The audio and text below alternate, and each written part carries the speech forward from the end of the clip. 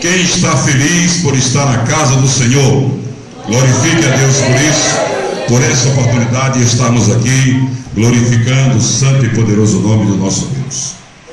Meus irmãos, vamos abrir nossas Bíblias no livro do profeta Jeremias, no capítulo 18. Glória a Deus. Bom e maravilhoso é o nosso Deus. Antes de começar a explanação da palavra de Deus, queria dizer que uma das afirmativas mais erradas que as pessoas dizem é que vaso ruim não quebra. A gente costuma dizer isso, né? Você escuta falar assim: ah, fulano de tal sofreu um atentado, levou tantos tiros e não morreu. Aí é comum a gente dizer: vaso ruim não quebra. Mas isso é mentira de Satanás. Vaso ruim quebra. E vocês vão saber por que vaso ruim quebra nessa palavra de hoje. Na palavra que o Senhor colocou no meu coração.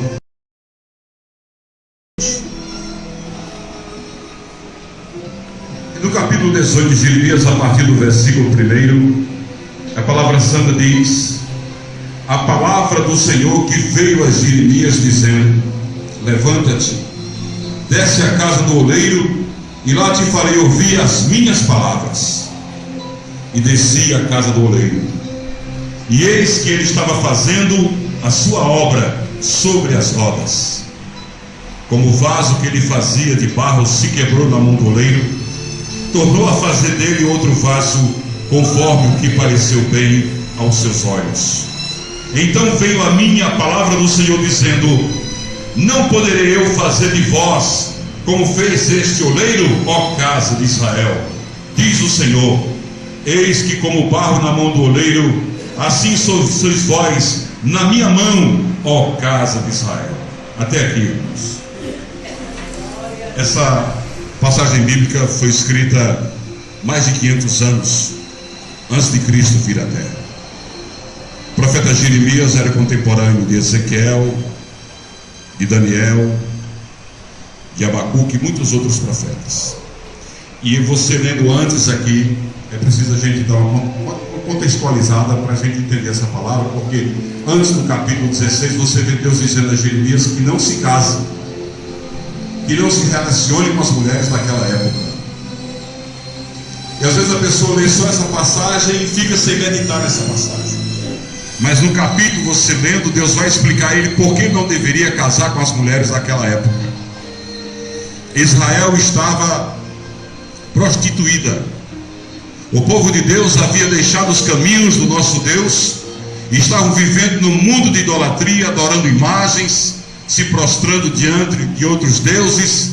E Deus advertiu a eles através dos profetas que se eles não voltassem aos caminhos do Senhor, seriam castigados. E Deus diz a Jeremias: não quero que você se case com as mulheres da atualidade, porque elas estão corrompidas, porque elas estão se prostrando diante de deuses que não são deuses, deixaram os caminhos do Deus vivo e se prostram diante de imagens.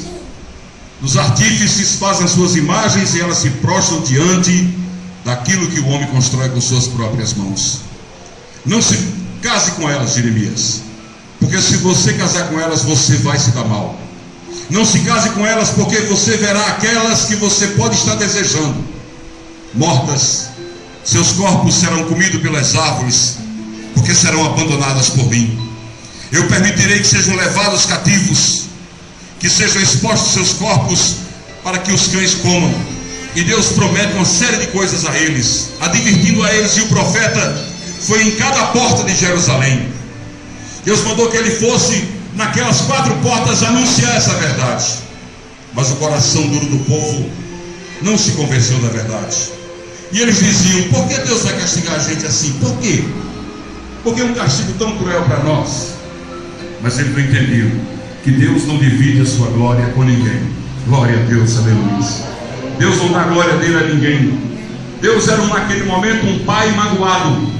Assim como os pais que estão aqui, as mães que estão aqui, sabem que quando os seus filhos dão mais valor aonde fora do que a você mesmo, que o criou com amor, a mãe que carregou seu filho no ventre por longos 9 meses, que perdeu muitas noites de sono para que seu filho tivesse o conforto dos seus braços, A mãe que se preocupou com a sua saúde, que orou a Deus pelo seu futuro. De repente essa mãe vê seu filho gostando mais de uma outra pessoa do que dela mesma.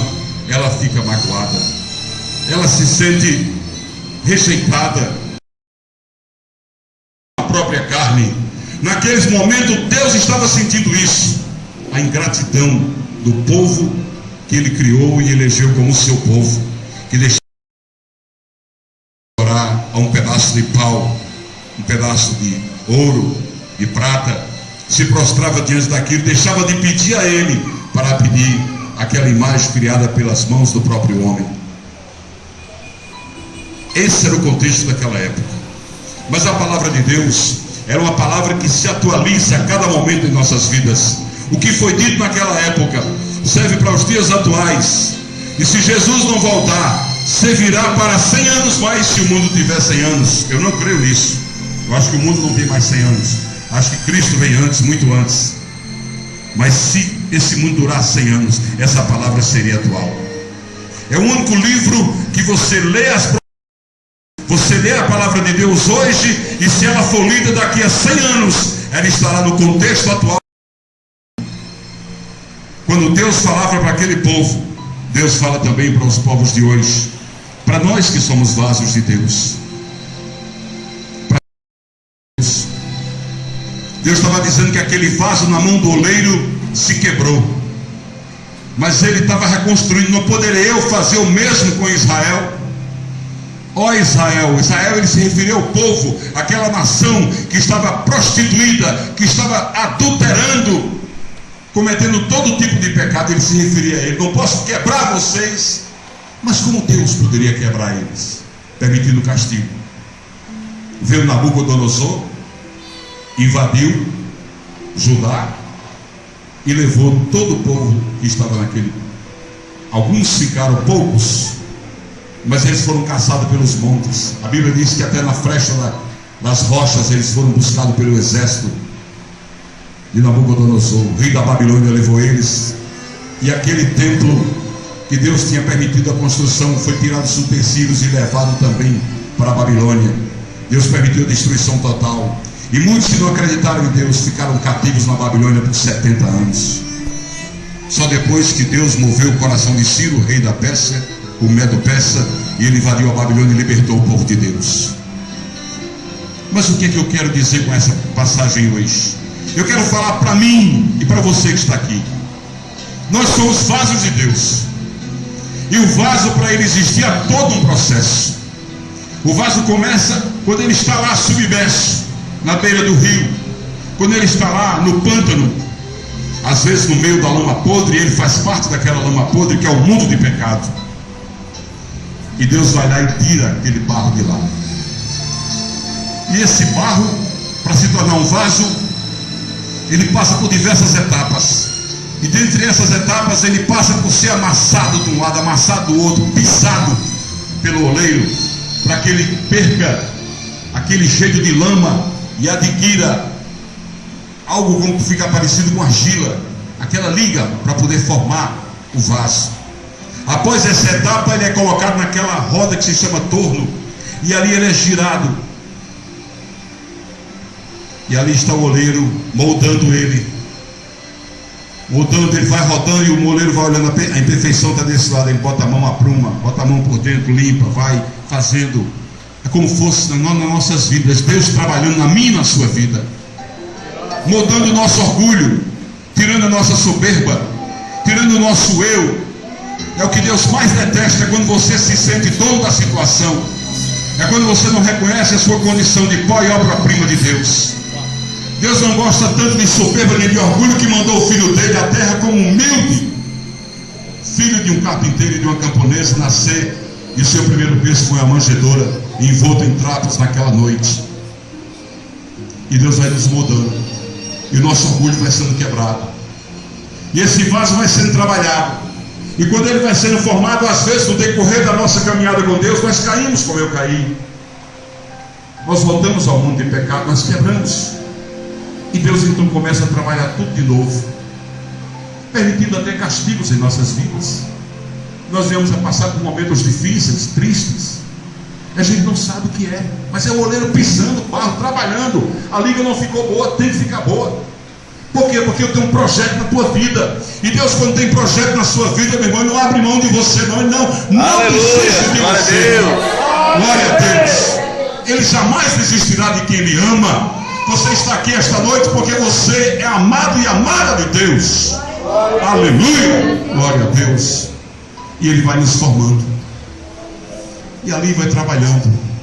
E depois que nós ficamos quase prontos, Ele fica olhando para a gente por um certo período. E Ele nos pega e nos coloca numa prateleira, que é a sua casa.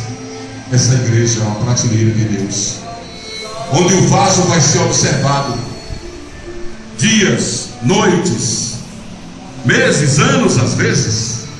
Mas o oleiro fez aquele vaso e vai trabalhar outro. Há uma fornalha esperando aquele vaso. E ele quer saber se aquele vaso vai aguentar o fogo da fornalha, a alta temperatura que há na fornalha. Se aquele vaso, durante aquele período que está ali, ele apresentar alguma rachadura, algum defeito, ele sabe que se ele for para a fornalha, ele não vai absorver o calor da fornalha. Ele vai rachar e não vai servir para conter um líquido precioso que Deus tem para colocar dentro dele, que é o bálsamo da vida, que é o Espírito Santo de Deus. Glória a Deus, aleluia. E se aquele vaso, mesmo na prateleira, mesmo na igreja, estiver apresentando defeitos, Deus vai tirá-lo de lá e vai trazer para as suas mãos, não mais para desmanchá-lo, mas sim para aperfeiçoá-lo, para colocar mais barro, mais palavra, mais alimento naquelas frestas abertas. Deus vai colocando, vai moldando, e ele novamente fica ali na observação, até o dia em que Deus decidir colocá-lo naquela fornalha.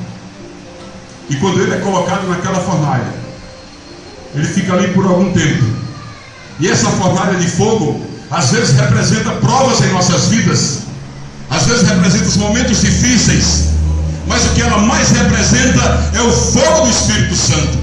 Naquele momento que o vaso está na fornalha, ele está sendo testado, para quando ele sair dali, todos possam olhar para ele e dizer: este vaso está vindo com uma fornalha, porque ele está bem tostadinho, porque ele está vermelho, ele está capaz de suportar qualquer líquido, ele está capaz de ser detentor, guardador de um líquido que vai matar a nossa sede, que é a palavra santa do nosso Deus. Amém. Glória a Deus, aleluia. Aleluia. Todos nós somos trabalhados assim. É por isso que eu disse que essa afirmativa, vaso ruim não se quebra, é mentira. Vaso ruim se quebra.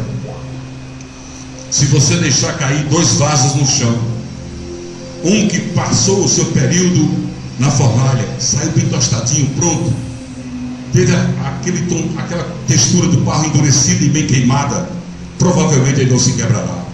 Mas o vaso ruim, quando cair, vai se quebrar. O que é que eu estou querendo dizer com isso? É que às vezes a gente se distancia de Deus e não mais volta à casa do Pai. E a gente passa a ser um vaso de desonra para o reino de Deus, porque fomos alimentados, porque passamos pelas mãos do divino oleiro, porque passamos pela fornalha do divino oleiro, passamos por todo esse processo de aperfeiçoamento, e nos esquecemos às vezes que Ele nos tirou do pecado. Algumas pessoas dizem: Deus não me tirou do lamaçal do pecado, porque eu não vivi do lamaçal do pecado. Mas se você já era idólatra, já é um grande lamaçal do pecado. O pecado que Deus mais abomina, o pecado que Deus mais detesta no ser humano, é o pecado da idolatria. Negar a Deus e se prostrar diante de uma imagem. Eu estou muito preocupado, e creio que a grande parte dos evangélicos de Mossoró estão preocupados. Há um projeto na Câmara Municipal para se construir uma grande imagem de Santa Luzia na Serra Mossoró. E esse projeto é que essa imagem seja maior do que a imagem de Rita de Cássia, lá em Santa Cruz. Uma imagem que vai ter quase 70 metros de altura. E eu faço um comentário aqui dizendo que a Serra Mossoró é um lugar de adoração. É provável que esta noite, naquele monte da Serra Mossoró, haja muitos homens e mulheres de Deus, jovens, adorando o nosso Deus lá. Muitas pessoas sobem ali para adorar a Deus, e eles querem transformar aquele lugar de adoração num lugar de idolatria. querem fazer pessoas irem naquele lugar e se prostrar diante de uma grande estátua feita de cimento, representando uma mulher que um dia, lá na Itália, na cidade de Saracusa, foi muito judiada pelo marido. Era uma mulher boa, segundo a história, que dava sua riqueza aos pobres. Era uma mulher crente em Deus, foi muito judiada e tornou-se santa para eles. E algumas pessoas deixam de olhar a Cristo para reverenciar e adorar essa mulher, seguindo o engano pregado pelos padres. Isso é abominação a Deus. A palavra de Deus diz que só Ele, unicamente Ele, é digno de toda honra e toda glória. Glória a Deus, aleluia. A palavra de Deus diz em 2 Timóteo capítulo 2, versículo 5: só há um intermediador. Quem é o intermediador? É quem fica no meio. Se Kilder é o intermediador do pastor Florencio, então eu, para chegar até ele, tenho que passar por Kilder. Para você chegar até Deus, você tem que passar por Jesus. Aí a palavra diz: só há um intermediador entre Deus e os homens. E quando a Bíblia diz homens e mulheres: Jesus Cristo. Não há nenhum santo, não há ninguém. Aquela jovem de Saracusa está dormindo. Ela não escuta ninguém falar. Ela não pode fazer nada por ninguém, muito menos por ela. Ela não tem poder nenhum de ação. Ela apenas é um engano do inimigo, assim como o engano do vaso quebrado. Vaso ruim não se quebra. Mentira. O Satanás está dizendo que quem é ruim não morre. Está errado. Quem é ruim morre física e espiritualmente. Quem é vaso de Deus é que não se quebra, porque tem o Espírito Santo de Deus em sua vida. Glória a Deus. Você é vaso de Deus. Nas dificuldades, nas adversidades, nas dores, nos sofrimentos, você passa pela prova, glorificando a Deus, com a certeza de que Deus é com você e que você será vencedor de todas as batalhas, para a honra e glória do nosso Deus. Glória a Deus. Vaso ruim se quebra assim.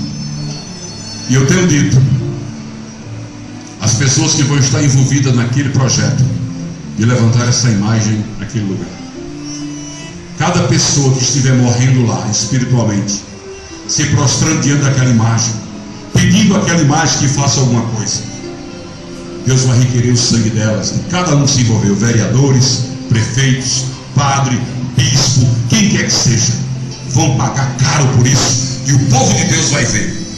O povo de Deus vai ver que a palavra de Deus diz que quem adora a imagem é semelhante a ela. Tem olhos e não vê, tem boca e não fala, tem ouvidos e não ouvem, tem mãos e não apalpam.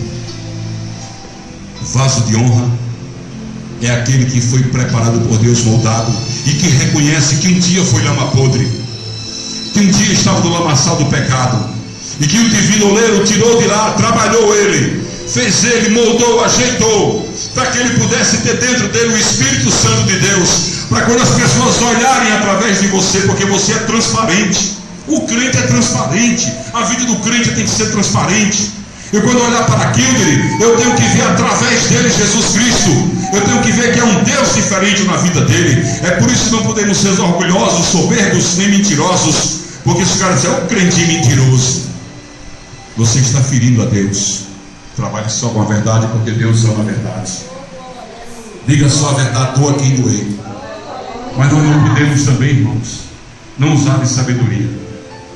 Jesus disse: vós sois sal da terra e luz do mundo. Mas a palavra diz: não é por força nem por violência.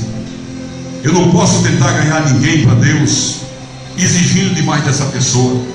Nós somos imediatos, queremos as coisas rápido. Quando a gente trabalha o coração de alguém, a gente quer que essa pessoa aceite Jesus naquela hora. Por quê? Porque a gente sabe que nós somos mortais e que de repente aquela pessoa pode morrer no pecado e ir para o inferno. Então você quer um imediato trabalhar de Deus na vida dela, para que ela aceite Jesus imediatamente. Só que o sal demais ninguém suporta, e a luz demais ninguém aguenta uma claridade muito forte. Encandeia, até cega. Se um crente chega para falar uma pessoa e ele é muito afoito e se salta falando, no lugar daquela pessoa vê nele a imagem de Jesus Cristo, vai ver nele alguém que é agressivo. A palavra de Deus tem que ser pregada com prudência. Estou dizendo assim: olha, meu irmão, Deus diz na tua santa palavra: vinde a mim, vós que estáis cansados e sobrecarregados, e eu vos aliviarei. Essa palavra, ou qualquer outra palavra bíblica dita assim, tão fácil, tão meigo, tem um sentido tão profundo na vida daquela pessoa que você nem imagina. Porque em Jeremias 23, 29 diz, Deus dizendo: não é fogo a minha palavra, não é martelo que esmiuça a penha. Então pregue a minha palavra. Deus está dizendo o seguinte, que nós devemos continuar batendo, continuar pregando.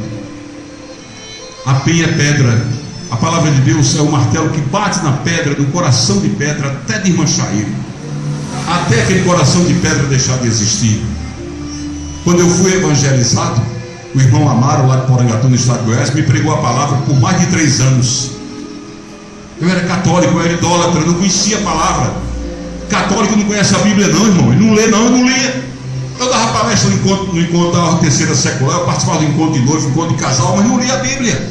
O que o padre dizia para mim era verdade. Mas quando eu comecei a ser evangelizado, quando aquele Deus, eu conheci a verdade me libertou. Deus me tirou daquele lamaçal e me colocou nas suas mãos, no seu trabalhar, e eu, como vaso de Deus, assim como todos nós aqui, estamos sendo trabalhados pelo divino oleiro. Deus está nos formando, sabe para quê? Para que quando nós formos arrebatados para os céus, nós sejamos vasos de honra no reino do nosso Deus. Glória a Deus. É muito fácil pregar a palavra de Deus com mansidão. O apóstolo Paulo fala isso, pregar com mansidão. Não passe em rosto do seu irmão os pecados. Ele vai entender sozinho. Quando a palavra de Deus entrar no coração dele, ele vai entender. Todos nós que estamos aqui, todos os dias, nós somos às vezes confrontados com situações que a gente deixa de fazer porque sabe que é pecado. É ou não é? Você vai fazer isso, não, isso é pecado. Não vou fazer isso, não desagrada o meu Deus. Eu não posso fazer isso, não, eu sou crente. Rapaz, isso aqui eu não posso fazer. Você começa a fazer. O próprio Espírito Santo, que já está dentro do vaso trabalhado, já vai dizendo a ele o caminho que ele deve percorrer, e ele começa a compreender o que é de Deus. Mas quando ele vê o defeito do outro irmão, ele não deve achar que aquele irmão tem que deixar aquele momento, o mundo de pecado dele, aceitar Jesus imediatamente. Eu sei que o desejo é esse, mas vamos trabalhar de Deus também na vida daquele irmão. Quando você está pregando a palavra de Deus, você só está dando a Deus um pouquinho daquele barro para Deus ir formando aquele vaso. Quem faz a transformação é Deus. Nós não transformamos a vida de ninguém, nem a nossa.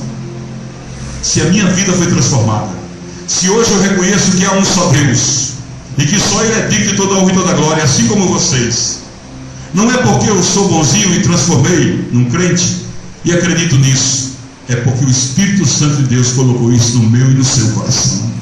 Glória a Deus. Essa certeza que você tem, foi Deus que escreveu no seu coração. O amor que você tem pela palavra santa, foi Deus que colocou no seu coração, porque você permitiu ser moldado por Deus. Por incrível que pareça, Deus nos deu o livre-arbítrio. Muitos vasos saem da sala do oleiro, às vezes quando estão em formato de barra, ainda esperando o trabalho de Deus. Às vezes quando já estão no torno, na roda, eles saem, não deixa Deus trabalhar. E só quando existe um projeto de Deus na vida daquela pessoa, que Ele pega ele, como pegou a mim, que vem pela dor. Quando Deus tem um projeto na sua vida, você vem. Deus tem um projeto na minha vida e eu louvo a Ele por isso. Aí Ele pega você e traz e bota aqui. Aqui que agora eu vou te fazer. Como Deus disse, não poderia eu fazer assim com a casa de Israel.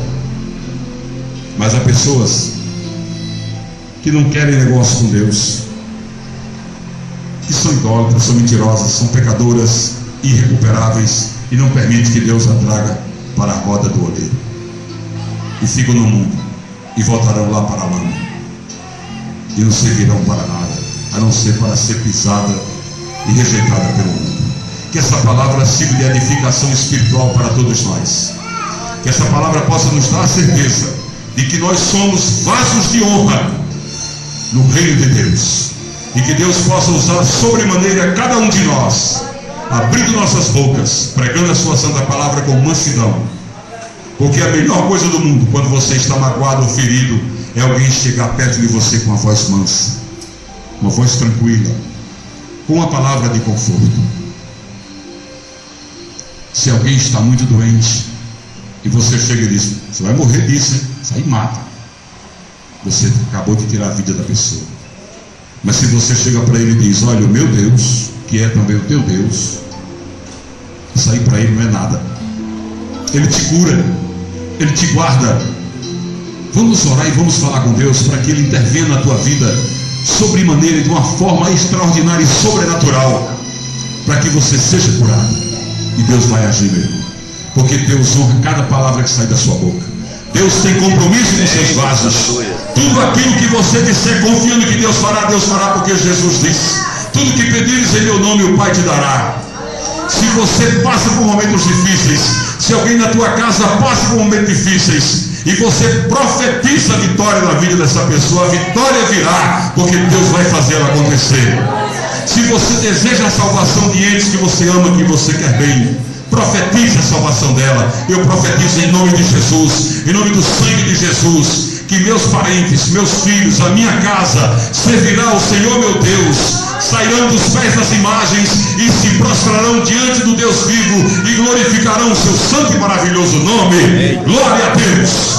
E isso acontecerá. A tua palavra, como servo de Deus, como serva de Deus, como vaso de Deus, é uma ordem para o universo. Deus te deu poder para repreender doenças, pisar na cabeça das serpentes. Deu poder para repreender todo tipo de enfermidade, repreender Satanás, expulsar demônios. Deus te deu poder para pregar a palavra dele e fazer o que é mais importante na vida: salvar vidas.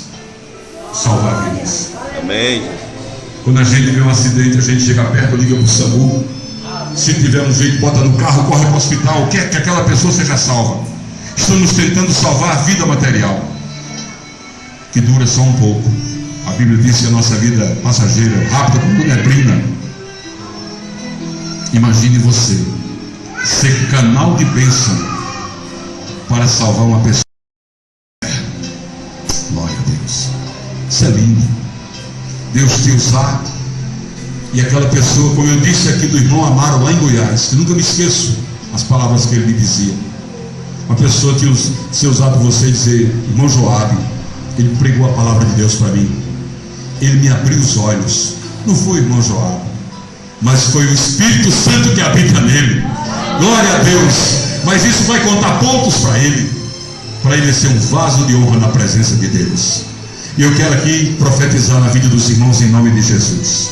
Profetizar a bênção em nome de Jesus, pelo poder que há no sangue de Jesus. Eu profetizo a bênção de Deus na sua vida, o abrir das portas, a cura das enfermidades, a volta da paz no seu lar, o erguer de toda a sua família para louvar o nosso Deus e ser salvo por Ele. Eu profetizo que onde você colocar a sua mão e abrir a sua boca, o milagre vai acontecer em nome de Jesus. Aleluia. Palmas para Jesus, meus irmãos.